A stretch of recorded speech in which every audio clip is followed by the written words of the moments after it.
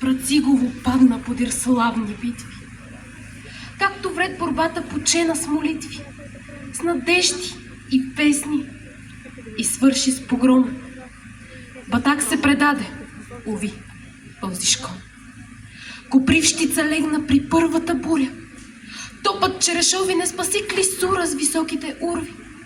Бледната зора видя в кръв и в пламък средната гора. Панагюрци храбри след 10 дни горди откриха вратите на мръсните орди.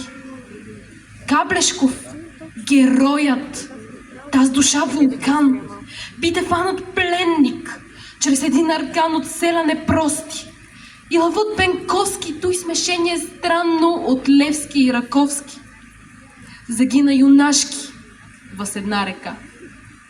Издаден не казвам от коя ръка, защото срамът ми изгаря челото. Борба страховита, в която числото надвинат възторга, та сплява този дим. Ударът бе силен и неотразим. Бунтът се удави в паника ужасна, де всичко високо падна и угасна. Инстинктът на роба обади се пак, с всички си ужас, с всички си мрак. И падания бързи, и измени нови, стиден плод на дълго влачени окови.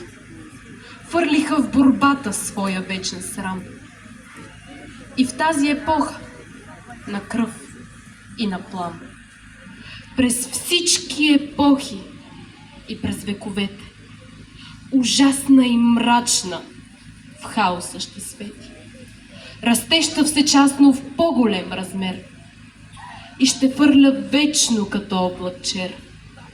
Въз нашата история една сянка тайна от кръв и позори и слава безкрайна.